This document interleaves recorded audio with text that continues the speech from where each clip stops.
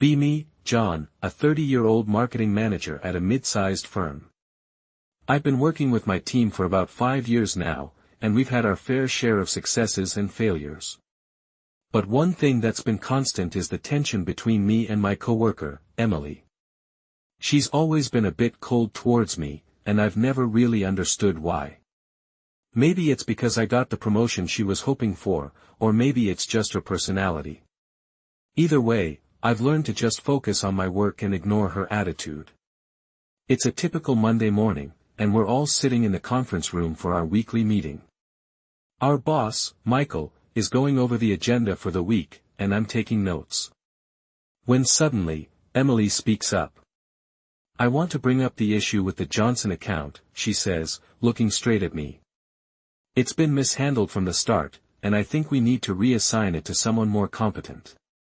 I feel a surge of anger at her tone, but I try to keep my cool. I've been handling the Johnson account for months, and everything has been going smoothly, I reply, trying to sound calm. I'm not sure what you're referring to, Emily. Emily smirks, a condescending look on her face. Oh, really? Then why did they call me last week, complaining about the lack of progress on their campaign? I'm taken aback, unsure of what to say. I know I've been keeping up with the Johnson account, and I've been sending them regular updates. But before I can respond, Emily drops another bombshell. And I have the email chain to prove it, she says, pulling out her phone. It's clear that John has been negligent in his duties, and I think we need to take action. I feel my heart racing, my mind racing with thoughts of how this could be happening. Why is Emily doing this? What does she have to gain from framing me? I think back to all the times we've worked together, trying to remember if I've ever done anything to wrong her. But before I can come up with anything, Michael speaks up. All right, let's take a look at this email chain, he says, his voice firm but cautious. I want to get to the bottom of this, and make sure we're not jumping to conclusions. Emily hands Michael her phone, a smug look on her face.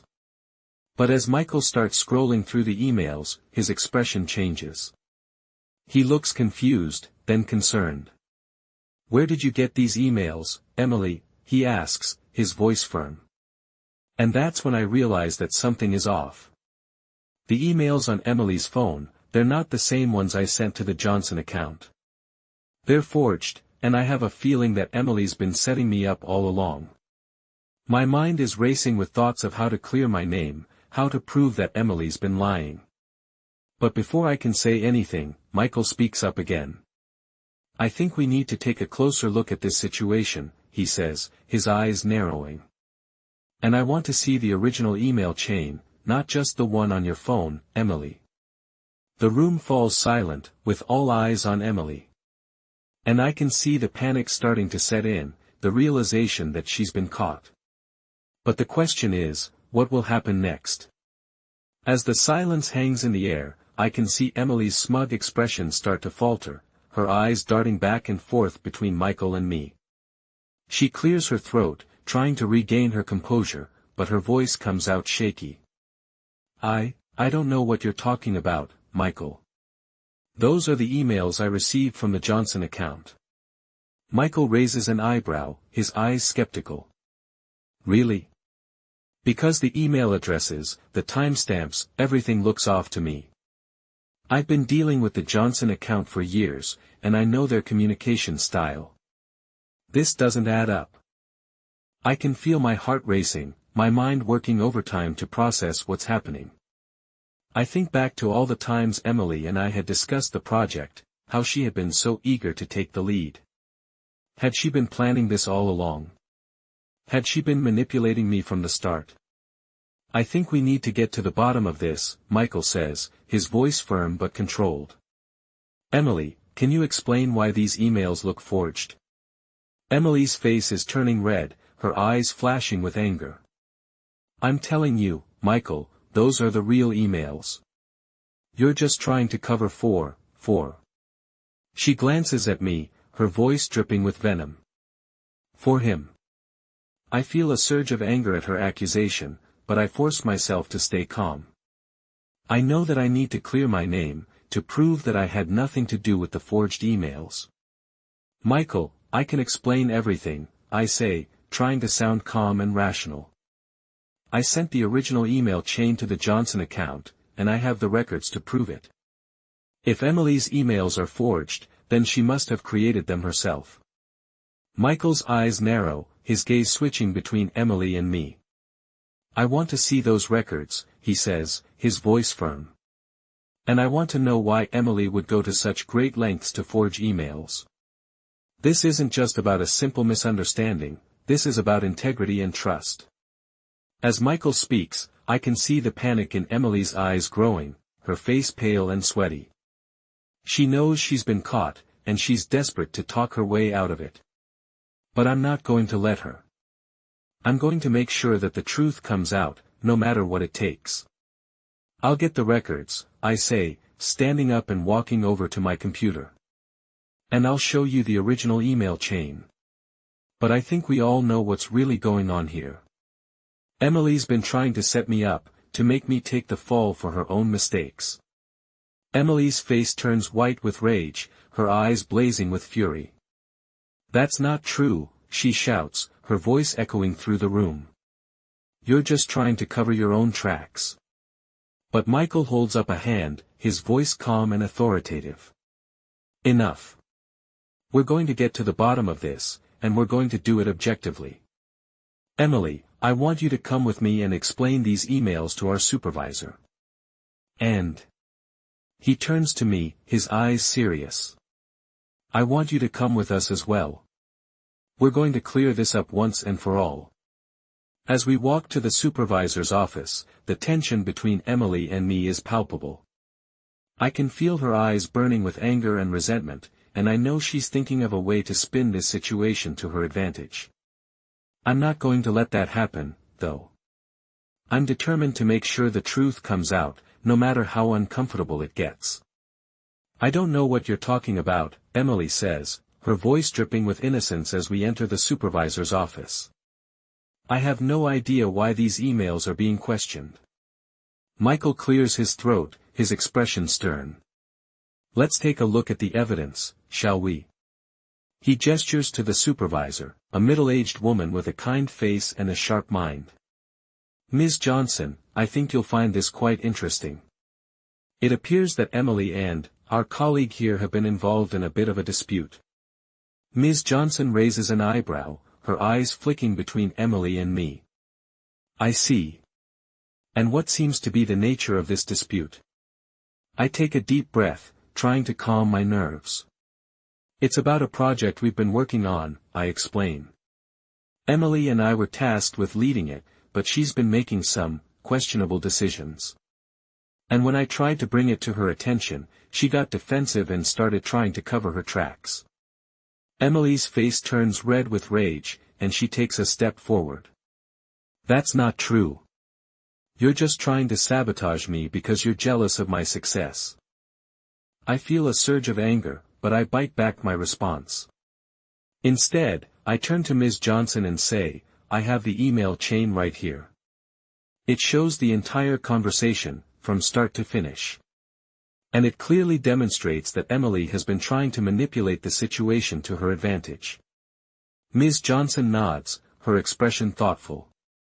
I think we should take a look at that email chain, don't you, Michael? As Michael nods in agreement, I can feel Emily's eyes on me, burning with hatred. I know she's thinking of a way to strike back, to destroy my credibility and save her own skin. But I'm not going to let that happen. I'm going to make sure the truth comes out, no matter what it takes. I'll get the emails, I say, pulling out my phone and scrolling through my inbox. But I think it's pretty clear what's going on here.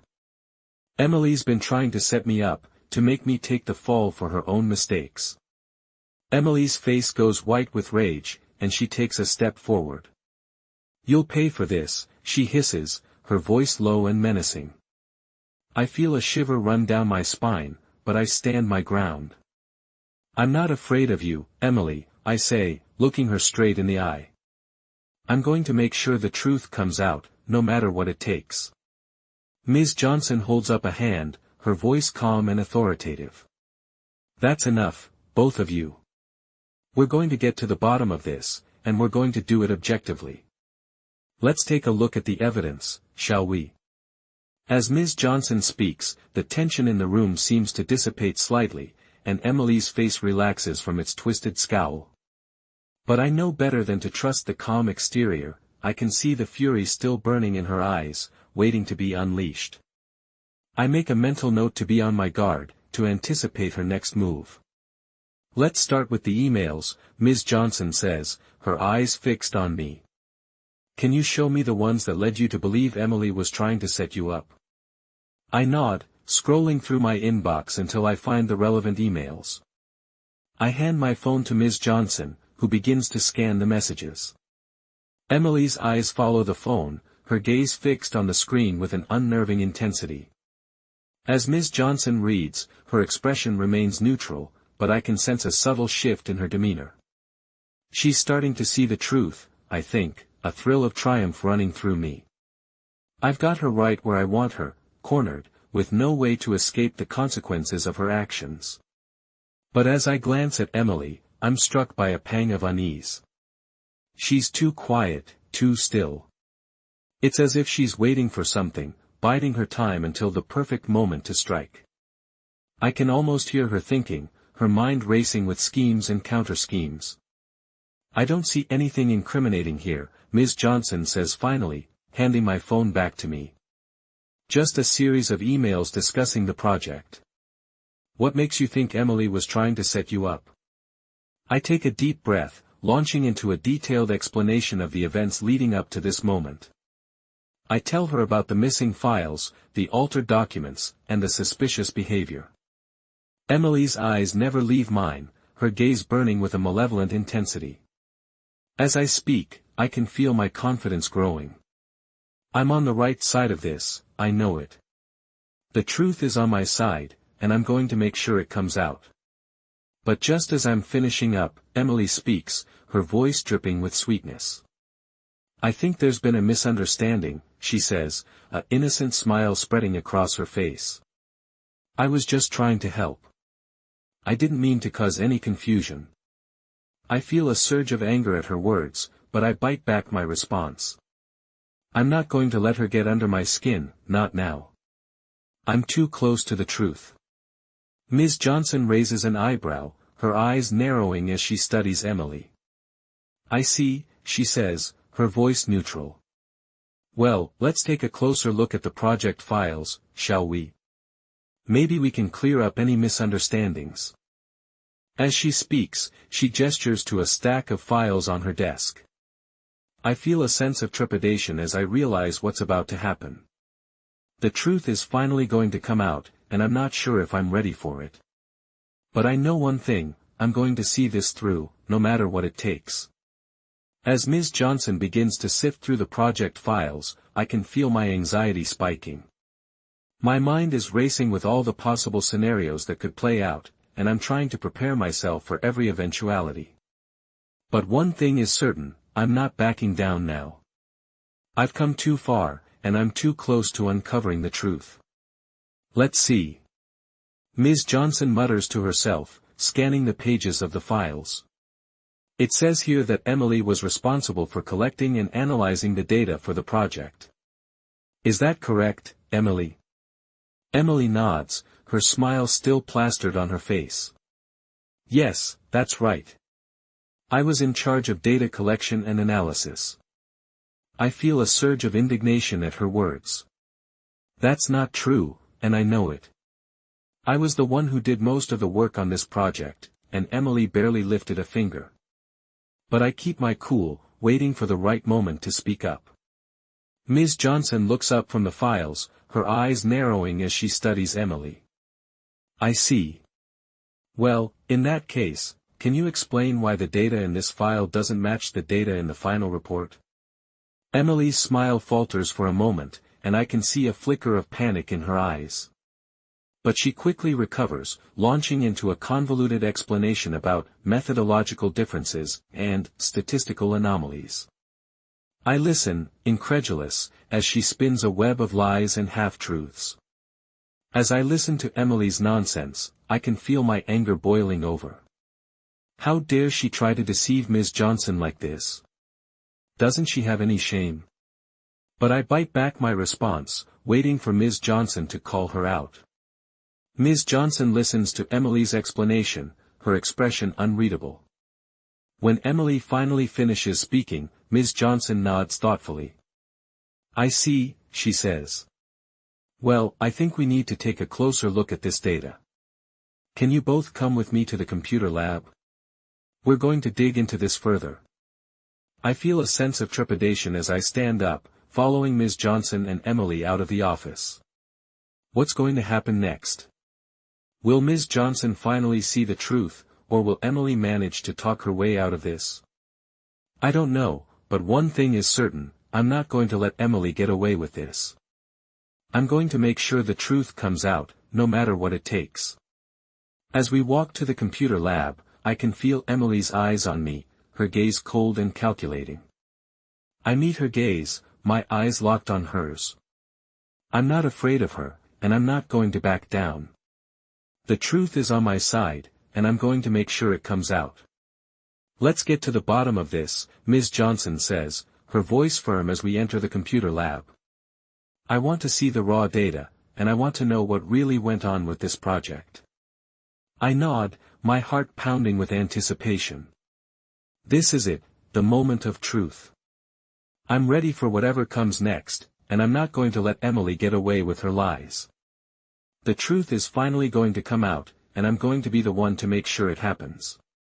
As we step into the computer lab, the fluorescent lights overhead seem to hum with an air of tension. Ms. Johnson strides over to a bank of computers, her eyes scanning the room as if searching for something, or someone. Emily trails behind her, her gaze still fixed on me with an unnerving intensity. I can feel her eyes boring into my skin, but I refuse to back down. All right, let's get started, Ms. Johnson says, her voice crisp and authoritative. I want to see the original project files, the data you collected, and the analysis you performed. Everything. I nod, my mind racing with anticipation. This is it, the moment I've been waiting for. I'm going to expose Emily's deceit, and I'm going to make sure she can't talk her way out of it.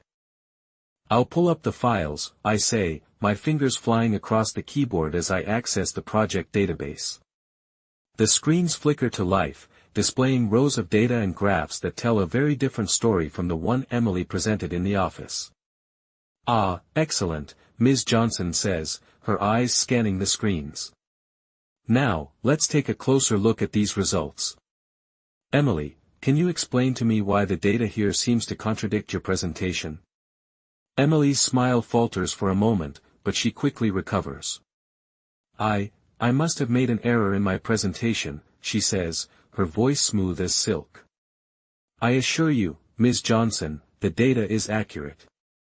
I just misinterpreted it, that's all. I feel a surge of anger at her blatant lie. How can she just stand there and deny the truth, even when faced with the evidence? I take a deep breath, trying to keep my cool. I don't think that's true, Emily, I say, my voice firm. I've reviewed the data, and I think I know what really happened. You fabricated the results, didn't you? You made up the data to support your claims, and then you presented it as fact. Emily's eyes flash with anger, but she keeps her smile plastered on her face. That's ridiculous, she says, her voice dripping with condescension. I would never do such a thing. You're just jealous of my success, that's all. I feel a sting from her words, but I know I'm not going to let her get away with this. I'm going to keep pushing, no matter what it takes. I'm not jealous, Emily, I say, my voice steady. I'm just telling the truth. And I have the evidence to prove it. Ms. Johnson's eyes narrow, her gaze flicking between Emily and me. I think we've heard enough for now, she says, her voice firm. I'm going to review the data myself, and then we'll discuss this further. Emily, I suggest you prepare yourself for a very thorough investigation. If what is being alleged here is true, there will be consequences. I feel a surge of satisfaction at Ms. Johnson's words. It's finally happening, the truth is coming out, and Emily is going to face the consequences of her actions. But as I glance over at Emily, I see a flicker of something in her eyes, a spark of determination, of cunning. And I realize that this isn't over yet. Not by a long shot.